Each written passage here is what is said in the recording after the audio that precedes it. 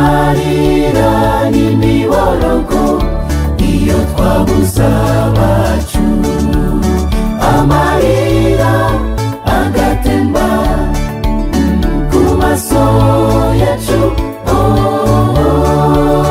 tukibaza icyatumye tubaho, tukabaza Imana tuti kuki wemeye ibi byose bibaho, tukayifata nkaho yadutereranye. Benshi baza kwifatanya natwe baduhumuriza bati mukomere, twese nuko iyi si niko itugenza, mwihangane bizarangira. Nawe bahumuriza uti mukomere bizashira, aya marira turira mw'isi nukuri azagira iherezo, tuzahora turira oya, ibihe byo kubabara bizarangira. Yesu naza azazana umwitero, aduhanagura amarira twarize, ntituzongera gushavura no kurira, byose bizaba bishya.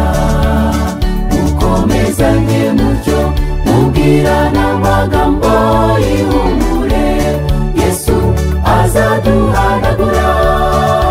Nawe bahumuriza uti mukomere bizashira, aya marira turira mw'isi nukuri azagira iherezo, tuzahora turira oya, ibihe byo kubabara bizarangira.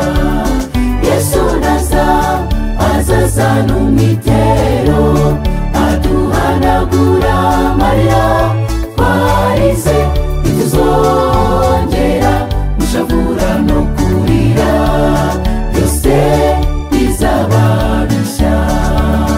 Mukomezanye mutyo mubwirana amagambo y'ihumure, Yesu azaduhanagura.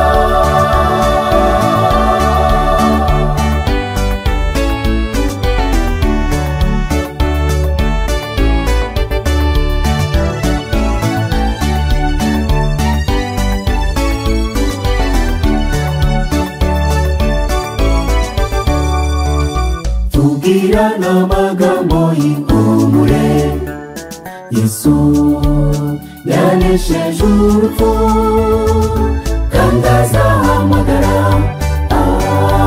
amazina y'abasinziriye, avuga ati mukanguke. Icyo gihe imibabaro yo mu isi tuzayibagirwa by'iteka. Iyo ntekereje uwo munsi w'ibyishimo numva utinze, nakumbura